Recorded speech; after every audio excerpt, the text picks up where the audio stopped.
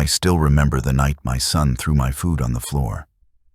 The sound of the plate breaking didn't just echo through the kitchen, it echoed through my chest.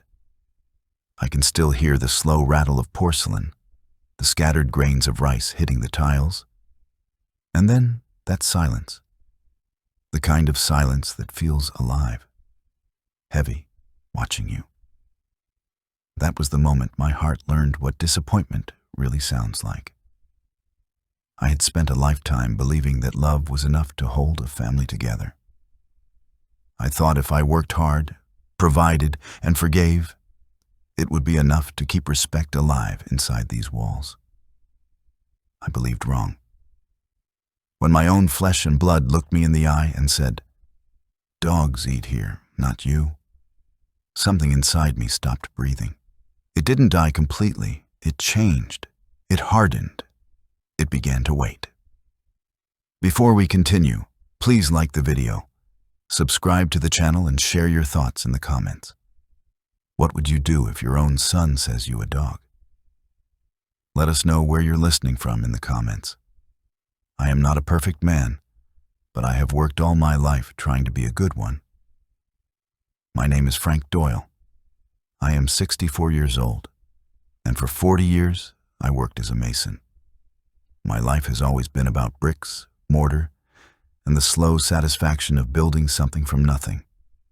When I was younger, I used to come home covered in dust so thick, Margaret, my wife, wouldn't let me sit until I washed off.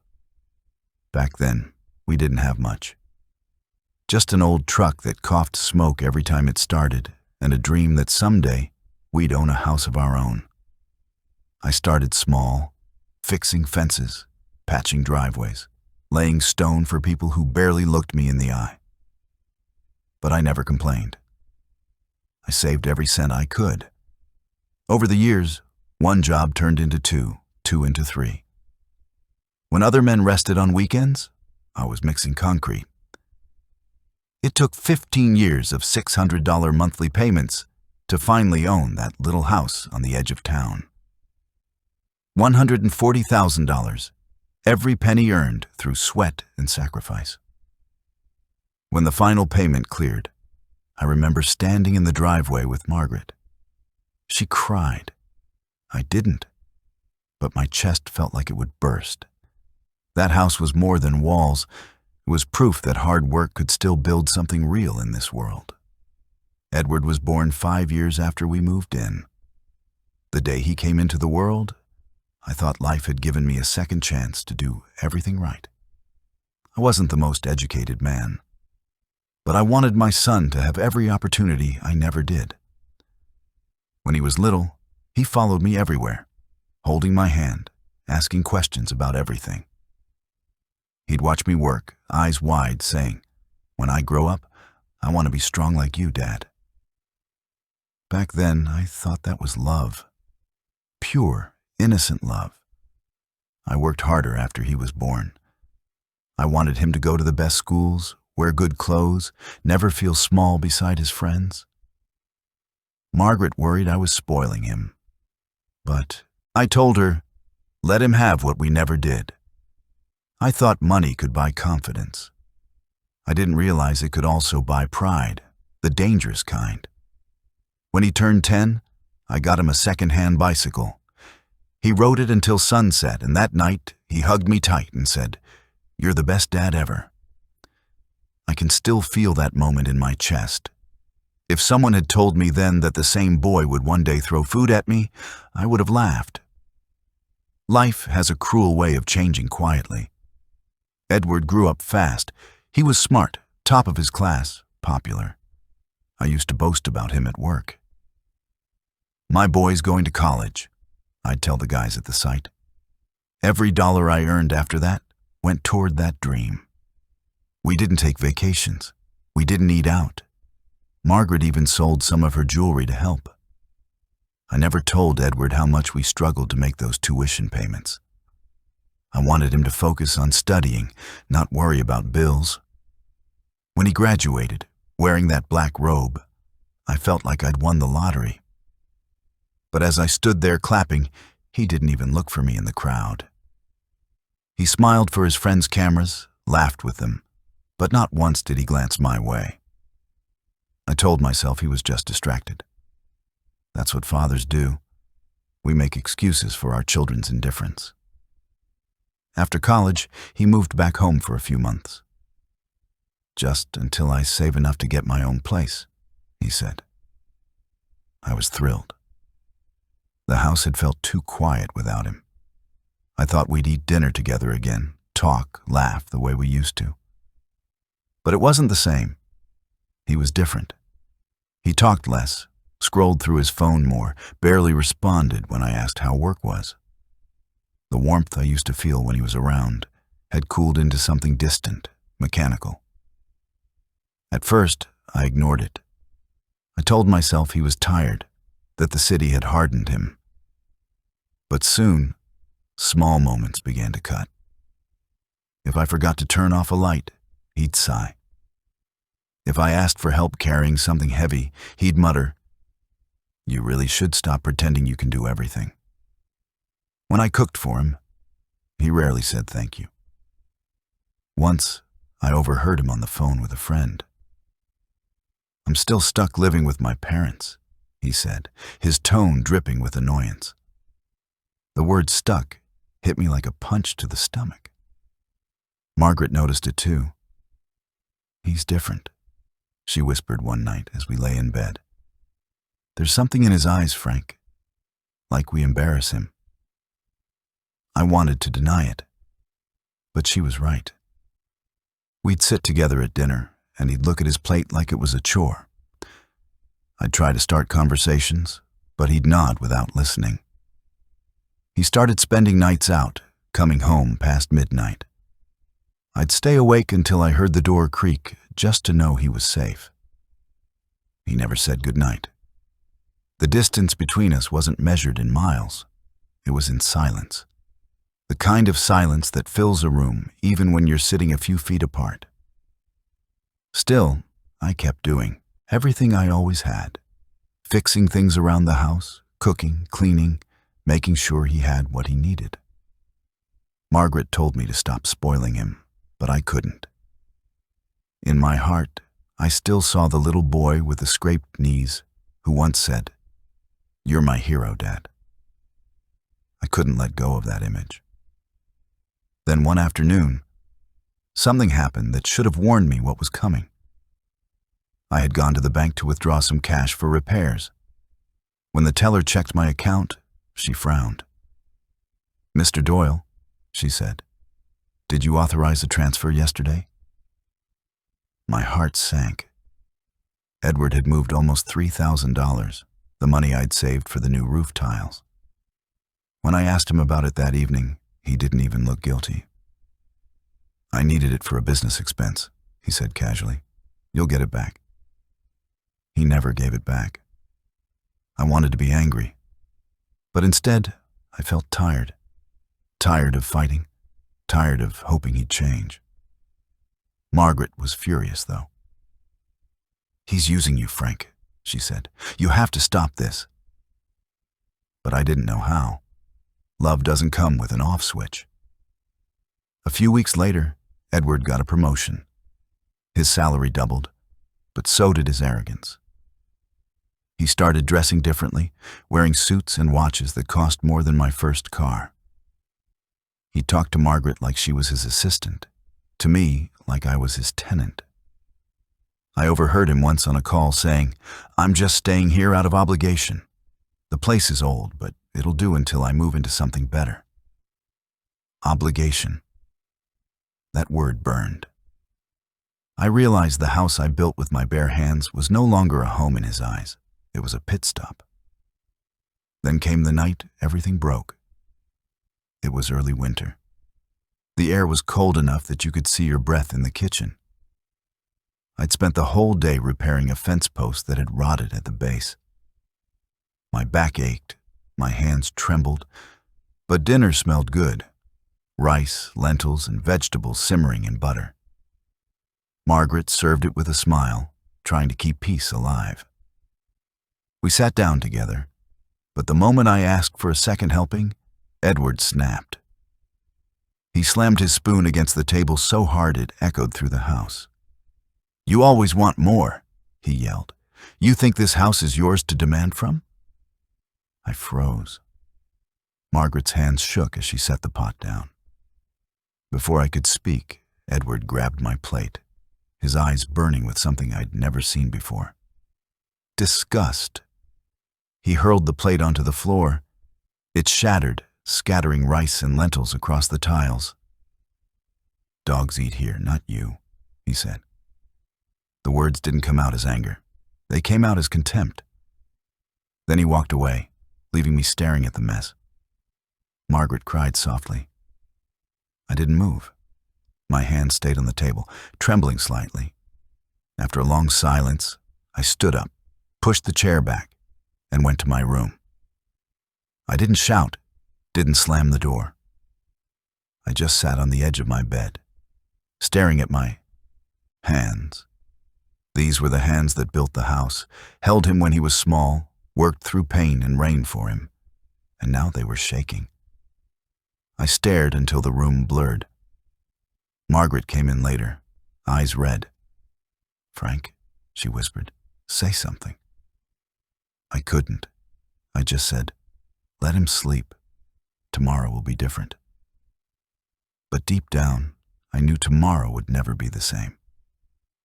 That night, I lay awake, my heart heavy with thoughts I couldn't shake. Every sound in the house felt louder. The wind, the ticking clock, even the creak of the floorboards. I remembered every moment of sacrifice, every small joy, every dream I had built for him. Somewhere between those memories, I realized something simple yet devastating. I had mistaken love for permission. I had allowed him to believe that no matter what he did, I would always take it. That night, I decided something would change, not through shouting or anger. No. I had lived long enough to know that silence can be the sharpest knife. As dawn broke, I sat by the window, watching the light creep across the yard. The air was still, heavy with frost.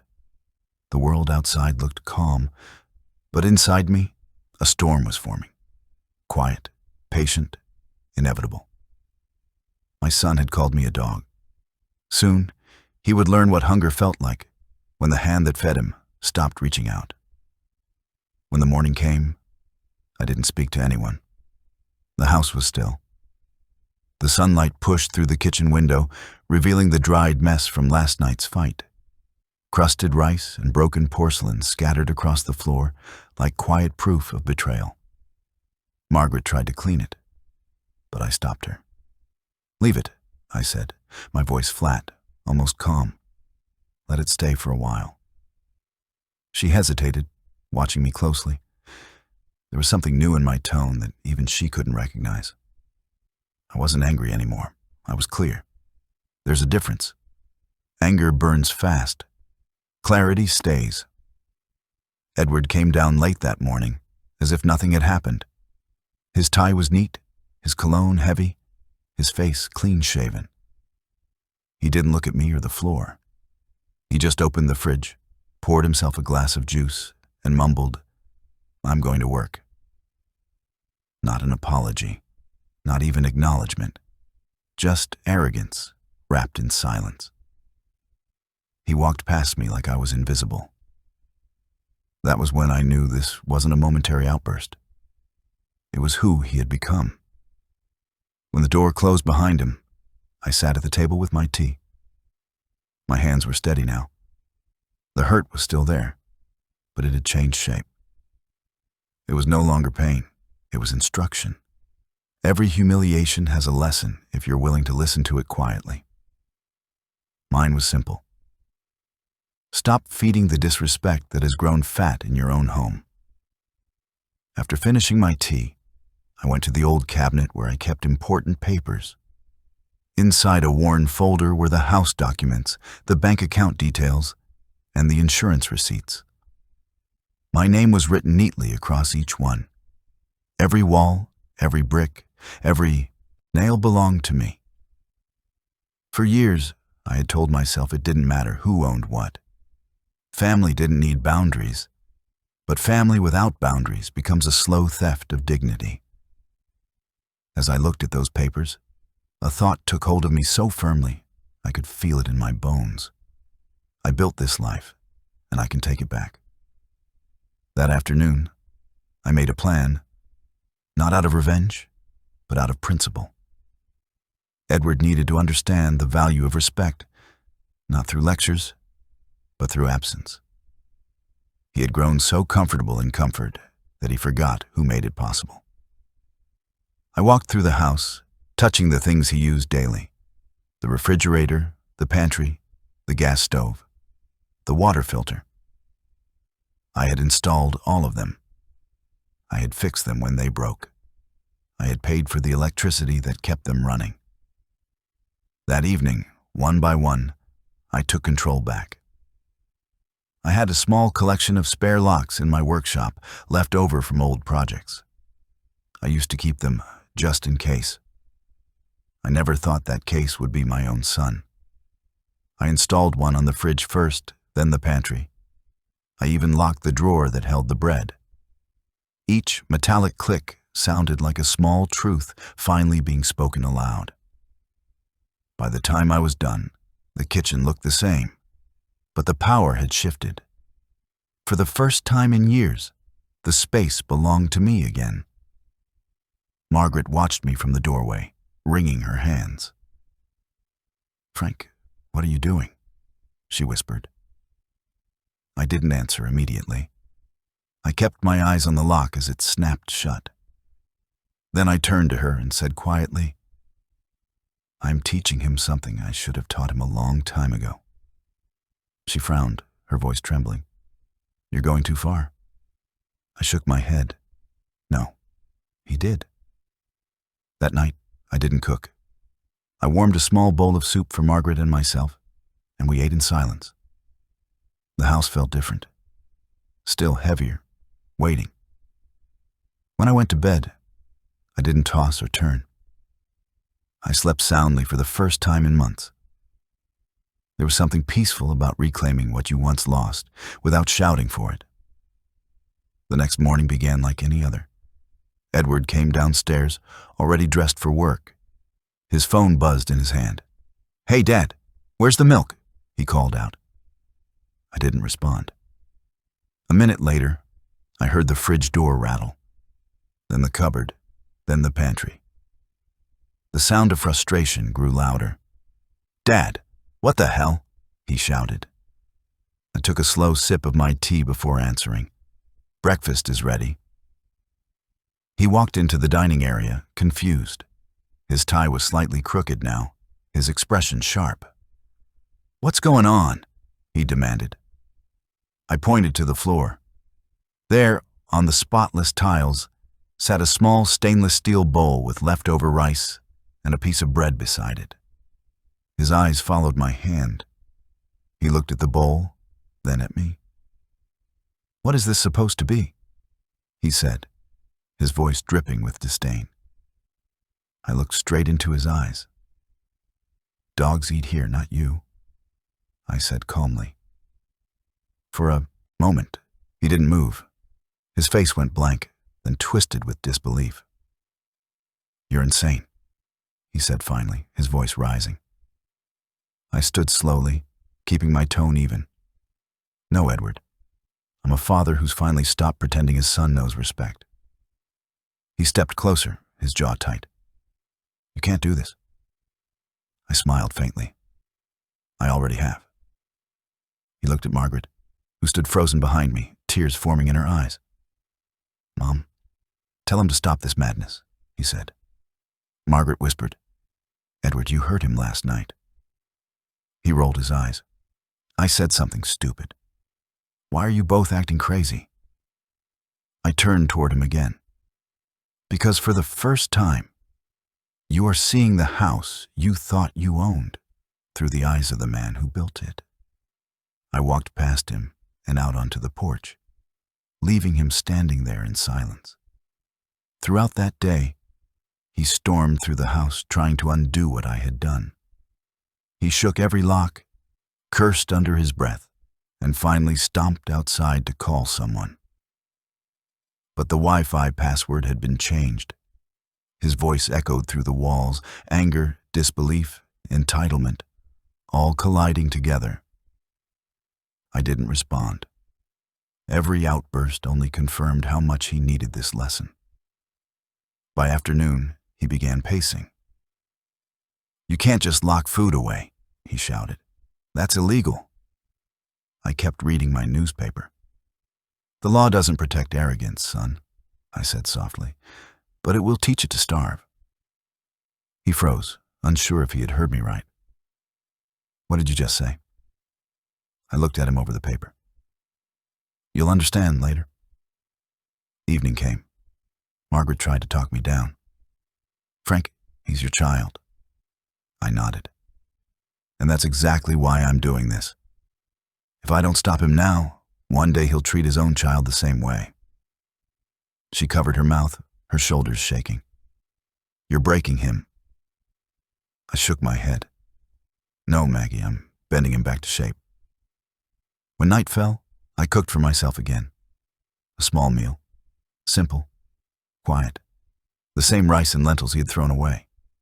The smell drifted through the house. Edward sat at the table, staring at the food but saying nothing. His pride was still trying to protect his hunger. I ate slowly, every bite deliberate. I didn't look at him until I was done. Then I stood, washed my plate and placed it neatly on the shelf. "Respect," I said quietly, "is not free, son. It's earned. And sometimes, it's bought with humility." He didn't respond. I went to my room, leaving him in the dark. That night, I could hear him pacing. Then later, the soft sound of him opening the locked drawers, searching for food. When he found nothing, there was silence. The kind of silence that feels like realization beginning to bloom. The next morning, he left for work without a word. I could see the exhaustion in his eyes. The arrogance had cracked slightly, like paint peeling under the sun. Margaret tried to speak, but I shook my head. "Let him carry it," I said. "He needs to feel the weight." 3 days passed.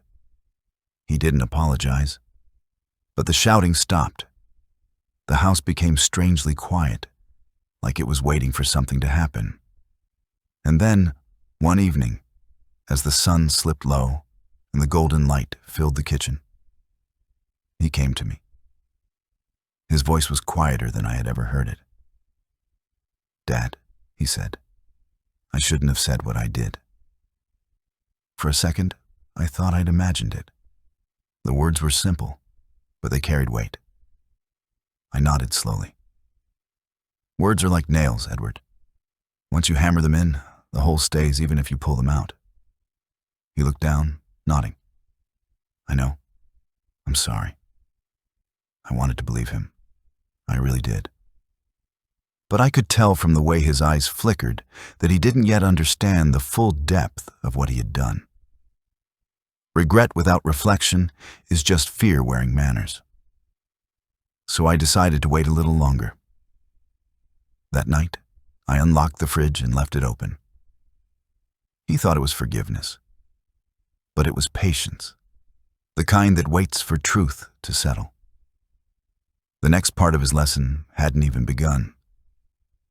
The next morning came soft and gray, with a low mist crawling over the lawn like a slow-moving memory. I sat by the window, my tea cooling beside me, watching the street wake up. Cars hummed in the distance, dogs barked faintly somewhere down the block, and the wind brushed through the maple trees like a whisper I couldn't quite catch. Edward was already gone for work. He had left quietly this time, no slammed doors, no raised voice, no muttered complaints about the house. For the first time in years, I felt peace move through the air like something living. It didn't last long. By noon, I knew what I had to do. The locks and silence had begun to teach him, yes, but lessons fade when comfort returns. If I wanted him to change, I needed to make the truth permanent, not just in his mind, but in the world around him. I needed to take back everything I had given him so freely that he had mistaken it for his right. I opened the small safe that sat behind the study's old oak cabinet. Inside were the house papers, the savings book, and a manila envelope that held Margaret's life insurance payout, money I had never touched since her passing. I traced her signature with my thumb, feeling the weight of her absence more deeply than ever. Margaret would have understood what I was about to do. She always saw the line between patience and surrender long before I did. She used to tell me, "Frank, love doesn't mean letting people forget your worth." I never listened back then, too busy thinking endurance was the same as strength. But I understood her now. I finally saw what she meant. That afternoon, I made a call to my lawyer, Mr. Howard. He was an old friend, a man who had known me since my early days on construction sites. When he picked up, his tone was warm, polite. "Frank, it's been a while," he said. I told him I needed to make some changes regarding my property. There was a pause. "Something wrong?" he asked. I answered, "No, something right." We met later that day in his office, a small building downtown with cracked leather chairs and the smell of old paper. I sat across from him and explained everything. Not the emotional details, just the facts. I wanted to transfer ownership of the house temporarily out of Edward's reach, ensure that he had no claim, no access, no control. Mr. Howard adjusted his glasses, looked at me, and said gently, "You're sure about this?" I nodded. Completely. He didn't question it further. He had known me long enough to understand that my silences carried conviction. Within an hour, the documents were ready. When I left the office, the air felt lighter. It wasn't joy. It was relief. The kind that comes when a man finally closes a chapter he should have ended years ago.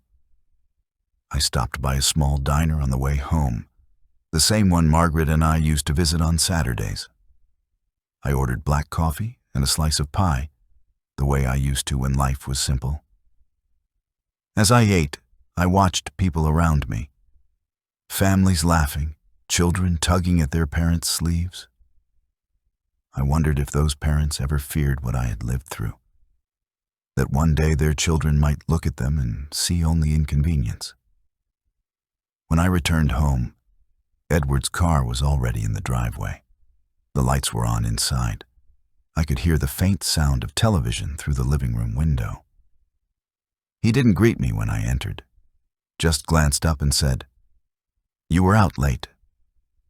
I nodded. I had errands. He shrugged. "Well, dinner's on the table." It caught me off guard. Dinner. He hadn't cooked for me in years. I walked to the kitchen, slowly. The table was set neatly, the food steaming, pasta, salad, even a small glass of water beside my plate. "Thought I'd help," he said, trying to sound casual. I sat down, not sure what to feel. "Thank you," I said simply. He smiled faintly, like a child testing the water. For a few minutes, we ate in silence. It almost felt normal again, but something inside me didn't let me relax. The wound was too fresh, too deep. He still didn't understand the difference between kindness and accountability. Halfway through the meal, he said, "So, are we good now?" I looked at him. "Good?" He nodded. "You know, after everything." I put my fork down slowly. "Edward, you think cooking one meal undoes what you did?" He sighed, exasperated. "Dad," I said, "I'm sorry. What else do you want?" The question hung between us, heavy as lead. What did I want? Respect, humility, a son who didn't see me as disposable. But those things can't be demanded. They must be discovered. So instead of answering, I stood, walked to the sink and washed my plate. His eyes followed me. "You're still angry," he muttered. I shook my head. "No, son. I'm awake." That night, I sat in my room with the documents spread across the table. My name glowed faintly under the lamp's yellow light, the ink still fresh from the lawyer's pen. I ran my finger over the signature and whispered, "You built this, Frank. Never forget it again." The next morning, I went to the bank. I withdrew every dollar from the shared account Edward had access to, nearly $24,000, and moved it into a separate one under my name only. When I left, I felt lighter, steadier. Each step away from that building felt like reclaiming a part of myself. 2 days later, the storm began. Edward came home early from work, holding his phone like a weapon.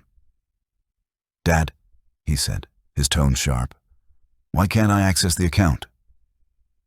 I didn't look up from my newspaper. "Because it's mine." He blinked, confused. "What?" I set the paper down. "That money, that house, that roof over your head, it's all mine. You live here because I allow it." He stared at me, his mouth opening and closing like a man struggling for air. "You're being ridiculous." I stood up slowly. "No, Edward. I was being generous. There's a difference." He paced, his anger rising. "You can't do this. This is my home too." I took a step closer. "You threw food on my floor and told me dogs eat here, not me. So tell me, son, whose home is it really?" His face flushed red. He pointed toward the door. "If you think I'll beg—" I interrupted softly. "You won't have to. Hunger will do it for you." He left that night, slamming the door so hard the walls shook. The next 2 days were silent. He didn't call. I didn't reach out. For the first time, the house felt peaceful, not happy, not joyful, but balanced. It was as if the air itself had exhaled after years of tension. I spent my time in the garden, trimming the roses Margaret had planted long ago. The soil under my nails, the scent of earth. It reminded me who I was before life became noise. On the 3rd day, I found his car back in the driveway. He was inside, engine off, staring at the house. I walked out quietly. He didn't notice me at first. When he finally did, he rolled down the window. His eyes were red, tired. "Dad," he said softly, "I messed up." I didn't answer right away. I just stood there, letting him struggle with the silence. He looked older somehow, smaller, stripped of his arrogance. "I shouldn't have said those things," he continued. "I don't know what got into me." His voice cracked. For the first time in years, it sounded human again. I stepped closer, resting my hands on the car door. "You didn't lose your temper, Edward. You lost your soul for a while. But it's finding its way back." He nodded slowly, his eyes glistening. "Can I come in?" I hesitated. Then I said, "Yes, but not as the man who left. Leave that version of yourself outside." That evening, we sat together on the porch in silence. The sun dipped behind the trees, painting the sky gold. For the first time in a long time, he didn't speak with pride. He just sat quietly beside me, staring into the distance. I could tell something had shifted. Whether it would last, I didn't know. Change is a slow learner. Inside, the house glowed with soft light. The dinner table was clean. The air felt different, lighter somehow. Maybe it was hope, maybe just the absence of cruelty. I went to bed that night with a strange calm in my chest. But deep down, a voice whispered that this peace was not the end. It was the middle of something bigger, something that would test both of us before it healed either of us. I could feel it in the stillness of the mornings, in the way the house seemed to breathe differently, like it was aware of the shift taking place inside its walls. Edward was still living there, but he wasn't really present. He moved through the rooms quietly now, careful not to slam doors or leave his shoes in the hallway. He spoke less, avoided my eyes, and when he did talk, there was always a faint tremor in his voice. The kind that comes when pride starts to slip and shame begins to wake up. I did not scold him or comfort him. I just watched, waiting to see which version of my son would survive the silence. The one I raised or the one the world had turned him into. For the first time in a long time, I stopped trying to fix things. I stopped cooking for him, stopped checking if he had eaten, stopped asking about his job. I let the distance stay where it belonged. The air between us was thick but honest. Sometimes pain has to sit with you long enough before it can teach anything. And I wanted him to feel every ounce of what he had done, not out of vengeance, but out of understanding. Every morning I woke early, as I always did. Old habits never leave a man who has worked with his hands his whole life. I brewed my tea, swept the porch, watered the small rosebush Margaret had planted years ago. The flowers were fading, but I still tended to them. They reminded me of her gentleness, of the days when the house was full of warmth, when laughter echoed in the kitchen instead of silence. Sometimes I'd stand in the garden and talk to her picture in my mind. I'd tell her about Edward, about how lost he looked now. I'd imagine her answering in that patient tone of hers. "He will learn, Frank. You taught him the right way. He just forgot for a while." I hoped she was right, but part of me feared she wasn't. One afternoon, I came back from the hardware store and found Edward sitting in the living room, flipping through a folder of papers. When he heard the door, he looked up quickly, trying to hide it behind his leg. "What are you reading?" I asked. He shrugged. "Nothing important." I walked closer and saw my name printed on the top of one of the sheets. It was a copy of the property deed. "Why are you looking at that?" I asked quietly. His voice was defensive, just checking some things, in case something happens. I smiled faintly. Something already did. He looked confused for a second, then irritated. "Dad, don't start again." I didn't. I simply took the folder from his hands, placed it back in the drawer, and locked it. He didn't argue further, but I could see the anger simmering just beneath his skin. It wasn't the kind of anger that explodes. It was the kind that festers. That evening, while washing the dishes, I caught my reflection in the kitchen window. My hair had gone completely white, my face carved by years of labor and disappointment. But my eyes, those still looked alive. It struck me then that I had spent decades building everything for others, and in the process, I had forgotten how to build a life for myself. That realization settled deep in my chest. I knew what I needed to do next. The next morning, I called Mr. Howard, my old lawyer and friend, and told him I wanted to meet. His office was a small, sunlit space above a stationery shop downtown. He had been handling my affairs for years and knew me well enough not to ask too many questions. When I told him I wanted to transfer ownership of the house out of Edward's reach, he blinked in surprise. "You mean temporarily?" he asked.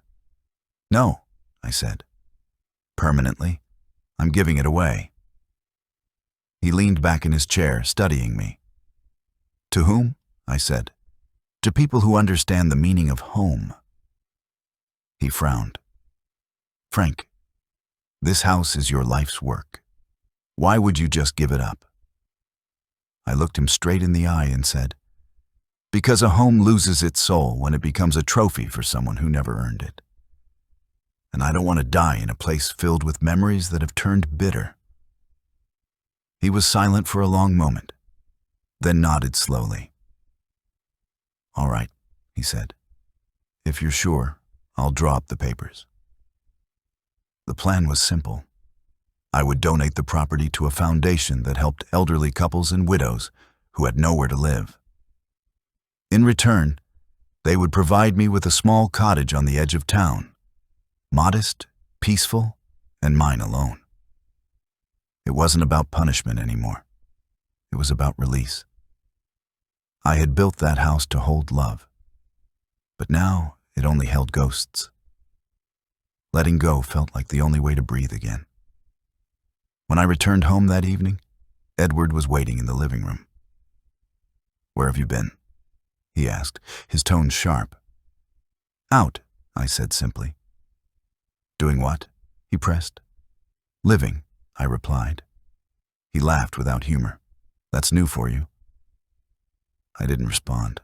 He watched me for a moment, then said, "You've been different lately. Cold." I turned to him and said quietly, "No, son. I've been awake. There's a difference."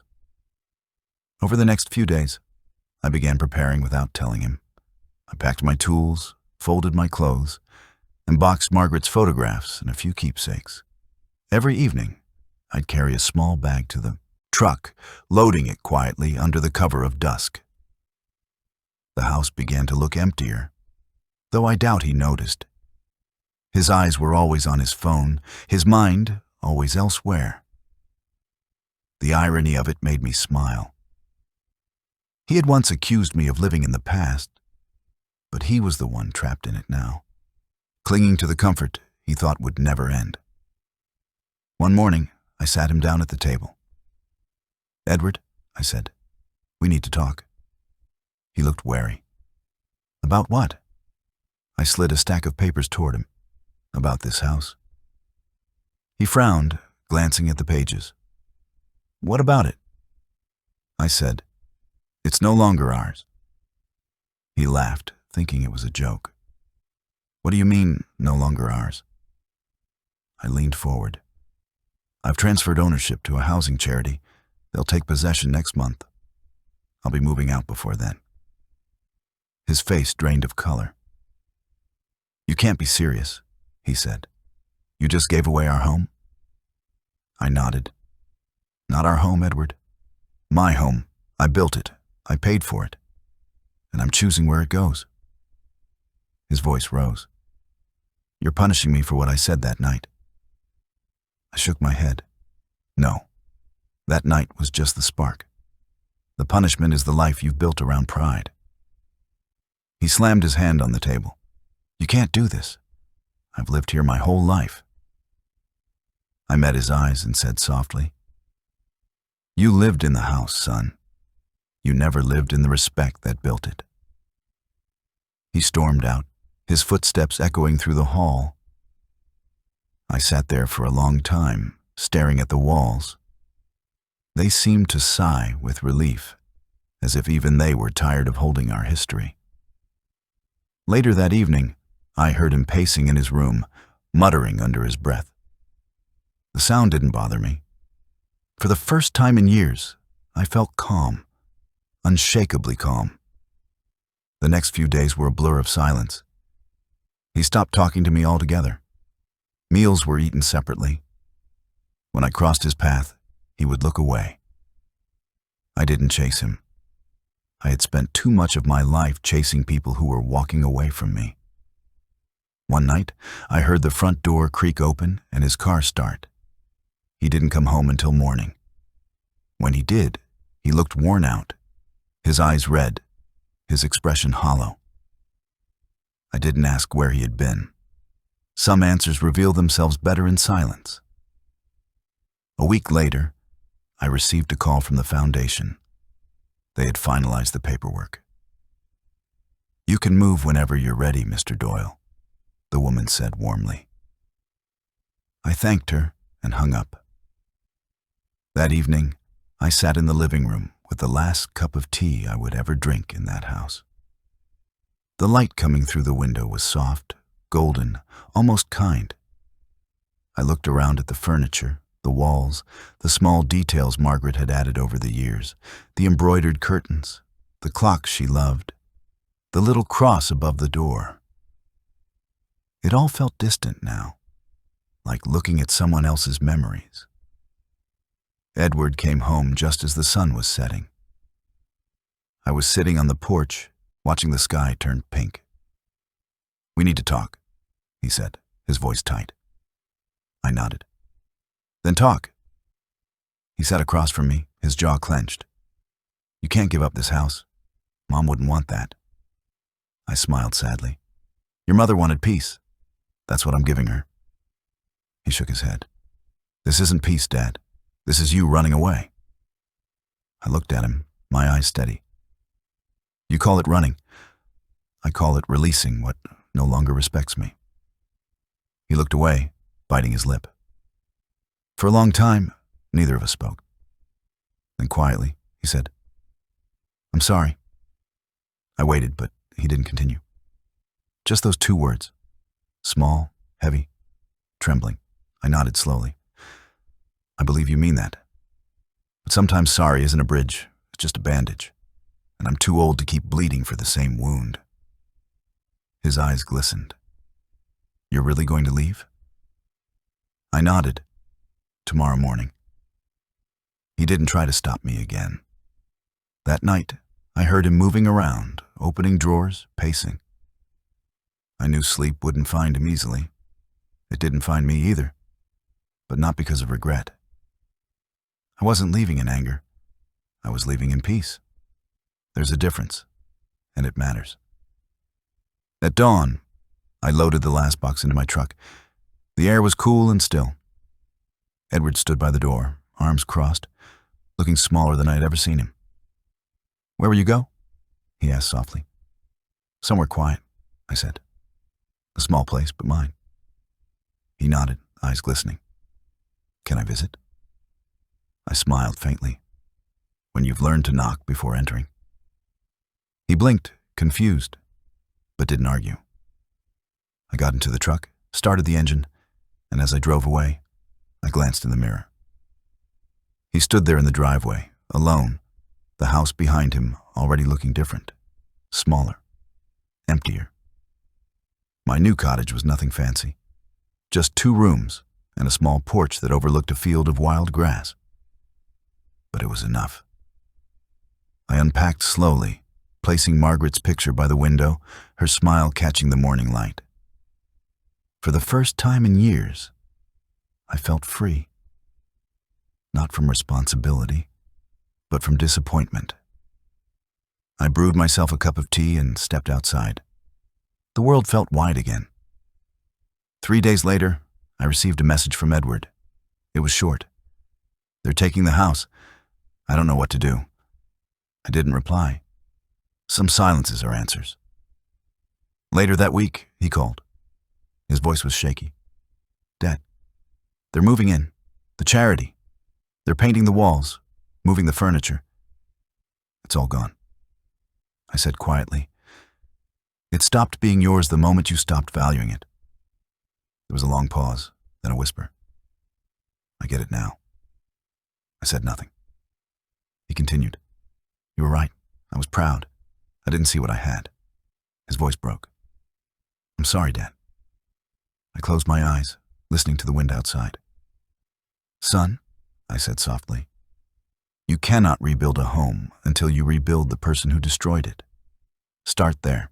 He was silent for a long moment before saying, "Will you ever come back?" I looked out at the setting sun. "Maybe one day," I said, "when the floor is clean again."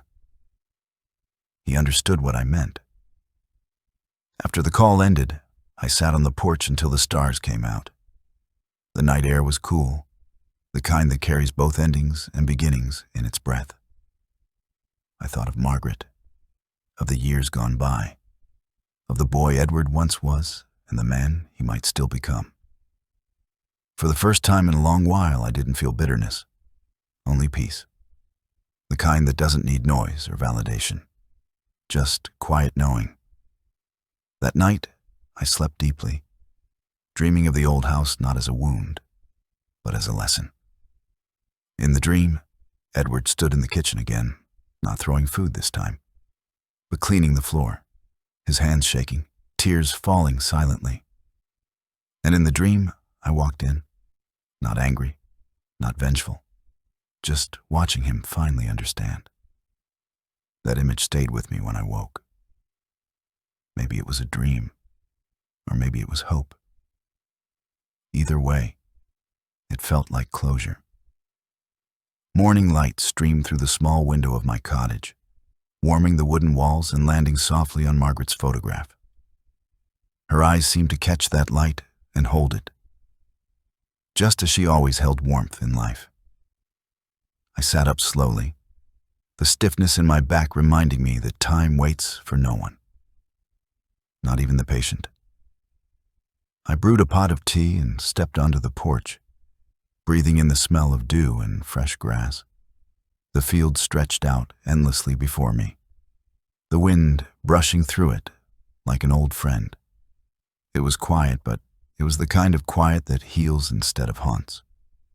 For the first time in many years, I felt truly alone, but not lonely. Over the next week, my days found a gentle rhythm. I woke with the sun, fixed the small things around the cottage, cooked simple meals, and watched the world move at its own slow pace. There was no tension here, no raised voices, no footsteps of resentment echoing through hallways. Just stillness. Sometimes I would talk to Margaret as if she were sitting beside me, telling her about the mornings, the sound of the birds, the taste of my tea. I'd even joke that she'd be proud to see how well I had learned to cook since she was gone. Those moments filled the emptiness better than any noise could. It was during one of those mornings that I heard a car pull into the gravel road leading to the cottage. I knew who it was before I saw it. The hum of the engine, the nervous rhythm of the tires stopping too soon, starting again. It was Edward. He had always driven like his thoughts ran faster than his hands. I didn't move right away.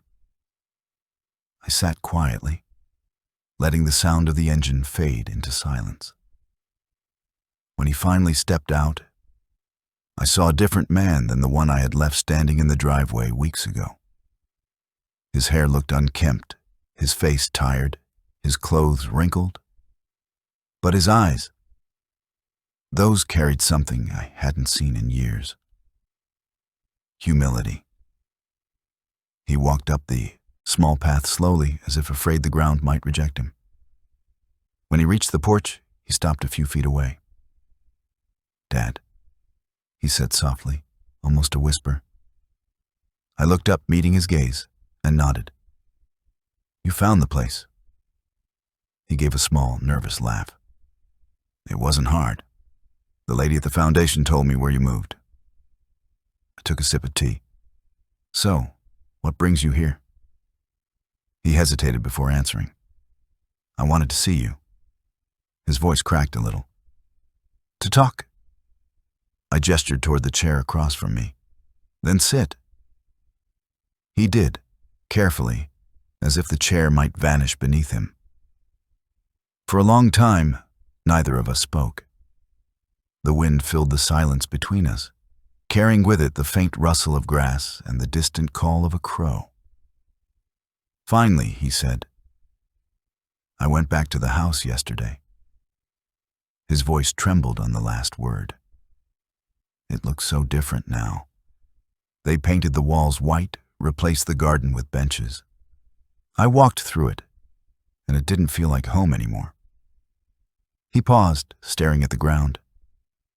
It hit me then that maybe it never was. Maybe I was just living there, not belonging there. I said quietly, "Homes aren't built from walls, Edward. They're built from how you treat the people inside them."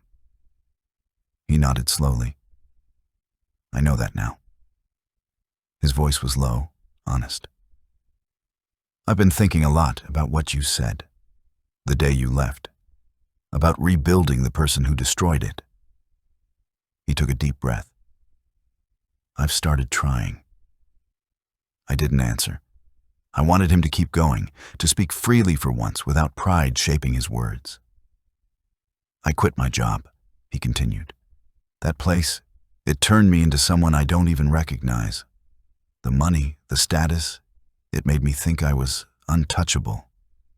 And when I came home, I treated everyone like they were beneath me, like you were beneath me. His eyes welled up, and he wiped them quickly, embarrassed. I don't know how I became that man. I set my tea down. Pride blinds slowly, son. You don't notice until you've walked past every mirror. He looked up, his lip trembling. I see it now. Every time I close my eyes, I see that night. You sitting there and me standing over you like some monster. I can't forget it, and I don't want to. I don't deserve to. His voice broke on the last word. I felt something shift inside me. Not forgiveness yet, but the space where forgiveness might someday grow. It's good that you remember, I said. Regret is only useful if it builds something after it breaks you. He nodded. I want to build again. Not houses or money. Just us. We sat in silence again. The sun had risen higher now, lighting the field in gold. He looked at the photograph of Margaret through the window and said softly, Mom would have hated what I did. I smiled faintly. She would have hated your words, not you. Mothers never stop believing their children can be better. He swallowed, hard. Do you? I looked at him for a long moment. He was still my son, no matter how lost he had become. The boy who once ran to me with scraped knees, who laughed in the rain, who hugged me after his first baseball game, he was still there, just buried under years of noise and arrogance. I believe, I said finally, that life gives us second chances, but it doesn't owe them to us. You have to earn this one. He nodded, his voice trembling. How? I leaned back in my chair. Start small. Apologize without expecting acceptance. Listen without defending. And when you have children, teach them to look a man in the eyes when they thank him. He smiled weakly. That sounds like something you'd say when I was a kid. I chuckled. Maybe I should have said it more often. He hesitated before speaking again. Dad, I've been volunteering with the foundation since last week. The same one that owns the house now. They needed help painting, fixing plumbing, all that. It felt right to do it. I raised my eyebrows. Did it? He nodded. Yeah. The first day I walked in, I saw an old couple moving into one of the rooms. The woman reminded me of Mom. She thanked me for fixing the window, and I couldn't hold it together. I cried right there in front of everyone. For the first time, I smiled without bitterness. Good, I said. You needed to feel small again to understand what being human means. He laughed softly, a tear rolling down his cheek. I guess I did. The day passed quietly. We talked for hours, not as father and son, but as two men trying to understand each other after a long war of silence. He helped me fix the gate that had been leaning crooked since I moved in. We shared a meal afterward, simple and warm. Bread, stew, and tea. There was no awkwardness, no tension. Just two lives trying to find their rhythm again. When the sun began to set, he stood and said, I should go. I nodded, standing beside him. You're welcome here, Edward. But remember what I said. He looked at me with a soft, hopeful smile. I'll earn it. He turned to leave, then paused and said, Thank you, Dad. His voice was steady this time. I nodded once. Go make something worth thanking me for. He smiled again and walked down the path. The engine started, then faded into the distance. I stood there until the sound disappeared completely, the silence returning like an old friend. Weeks passed after that visit. And little by little, I saw change take root. Edward came by every few days to help with repairs, sometimes bringing groceries or fixing things before I even noticed they were broken. He never brought up the past again, and neither did I. Some things don't need words once they've been lived. He began working for the foundation full-time, managing projects that helped rebuild homes for seniors and veterans. When he talked about his work, there was something new in his eyes, a quiet pride that didn't need to stand on anyone else's back. One afternoon, nearly 2 months after that first visit, he brought me a small box. "Open it," he said, smiling shyly. Inside was a photograph of the old house. The walls were freshly painted, the garden alive again with roses. On the back of the photo were the words, "For the man who taught me what home really means." I traced the letters slowly, the edges blurring as my eyes filled with tears. For the first time, I felt something break open inside me. Not pain, not regret, but peace. We didn't need to say anything else that day. Sometimes, silence is the loudest kind of love. That night, I sat on my porch long after the stars appeared. The air was cool, the kind that makes old bones ache. But I didn't mind. The world around me felt whole again, even with its scars. I thought about Margaret, about how she used to hum while cooking, about how Edward used to laugh at the smallest things. I realized that maybe healing isn't about going back to what was. It's about making peace with what is. Before I went to bed, I whispered into the wind, "He's learning, Maggie. Our boy's learning." The night answered with a soft breeze that brushed against my cheek like a blessing. I fell asleep easily that night. In my dream, I was sitting in the old kitchen again, the one with yellow walls and the smell of bread in the air. Edward was there too, older now, calmer, setting 2 plates on the table. "Sit, Dad," he said, smiling. I sat across from him, and for the first time, the table felt full again. No shouting, no shame, just peace. He lifted his fork, looked at me, and said, "Thank you for not giving up on me." And when I woke, I was still smiling. In the end, it wasn't revenge that fixed anything. It was truth. Quiet, patient, relentless truth. Sometimes, life has to take everything from you, so it can give you back something real. Respect, humility, love reborn through pain. Those are the things that last. If you like this story, subscribe and tell me what you think in the comments.